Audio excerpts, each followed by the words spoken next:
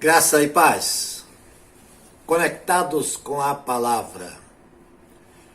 O Evangelho é para todos. Você é importante para Deus. Eu quero hoje destacar essas duas verdades. O Evangelho é para todos e você é importante para Deus. O apóstolo Pedro viveu uma experiência ímpar na sua vida.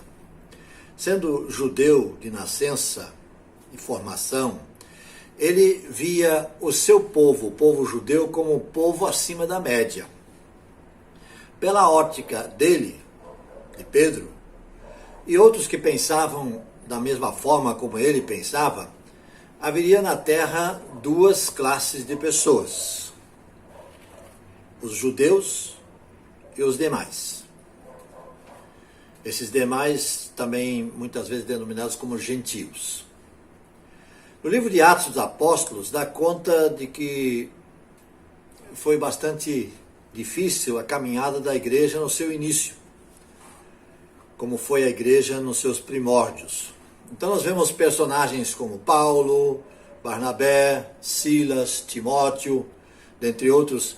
Nós encontramos andando de cidade em cidade, de região em região, especialmente na Ásia Menor, que hoje corresponde à Turquia, e onde esses homens trabalhavam. O que eles faziam? Eles falavam do Evangelho Salvador por meio de Jesus às pessoas que encontravam. Para eles não haveria, como não há para Deus, qualquer acepção de pessoas, nem de etnia, nem de gênero.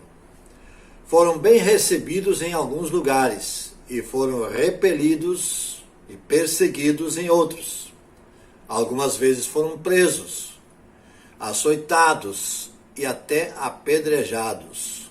Houve ocasião em que, quando em viagem pelo mar, a embarcação naufragou. Mas eles não desistiram, jamais desistiram. Apesar das dores, do desconforto, jamais deixaram de louvar a Deus por meio da música e da palavra e da oração. O apóstolo Pedro, que na maioria das vezes, o maioria do tempo, ficou em Jerusalém, mas de vez em quando ele também saía. E lá no capítulo 10 de Atos, encontramos Pedro na cidade chamada Jope, lá à beira-mar. Talvez estivesse lá numa espécie de retiro espiritual. E quando ele está lá, como diz popularmente o povo, está lá numa boa, ele recebe uma missão. Vá à casa de Cornélio. Ele precisa de você, Pedro. Casa de Cornélio. Ele teria que se deslocar de Jope até Cesareia, onde ficava a casa de Cornélio. Cerca de 60 quilômetros, um pouco mais de 60 quilômetros. E Pedro vai à casa de Cornélio. Cornélio é centurião romano, um oficial romano que comanda 100 soldados. Pedro é judeu, judeu do tipo ortodoxo. Para ele, pensar na possibilidade de entrar na casa de um gentio, no caso Cornélio, e ainda por cima esse oficial romano, que significava entrar na casa de um opressor do povo judeu, pensar nessa possibilidade, isso já seria pecado. Mas Pedro também é obediente à voz de Deus e vai a Cesareia para encontrar-se com um centurião romano chamado Cornélio. Eu acho que Pedro fez aquela viagem, tipo assim, acreditando, mas nem tanto. Na mente dele, esse negócio que diz respeito a Jesus Cristo é para quem é judeu, e ponto final. Mas vamos em frente, vamos ver no que vai dar. Imagino eu que Pedro tenha pensado dessa maneira. Qual foi o resultado? Cornélio se converte ao cristianismo. Pedro vive uma experiência ímpar. Então ele se expressa assim lá no livro de Atos e diz: então Pedro começou a falar, dizendo: percebo agora verdadeiramente que Deus não trata as pessoas com parcialidade, mas de todas as nações aceita todo aquele que o teme e faz o que é justo. Uma experiência maravilhosa que Pedro vive na casa de Cornélio. Lembra que em Atos 2 fala da descida do Espírito Santo, o derramamento do Espírito Santo, Pentecostes, lá em Jerusalém? Bem, esse Pentecostes foi um momento único, histórico, e não se repetiu e nem se repetirá.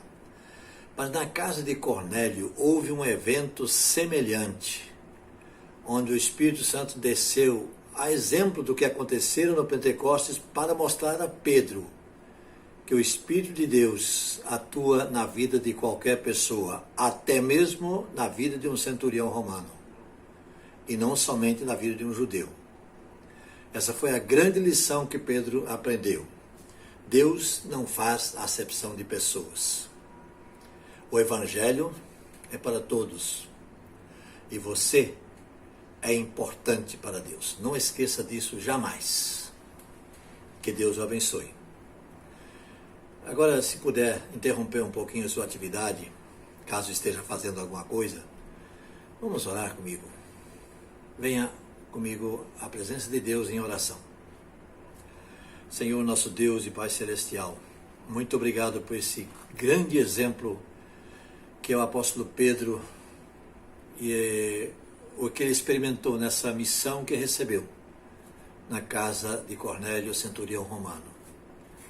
Como ele pôde então ver com seus próprios olhos que tu, ó Deus, não tens absolutamente nenhuma acepção de pessoas na tua mente, mas para ti todos são iguais. E por isso nós te somos imensamente gratos, porque tu também nos aceitaste como teus filhos, através do perdão de Jesus Cristo, realizado através do seu sacrifício na cruz do Calvário. E nós temos então essa garantia hoje de estarmos contigo na glória celestial. Em nome de Jesus nós oramos agradecidos. Amém.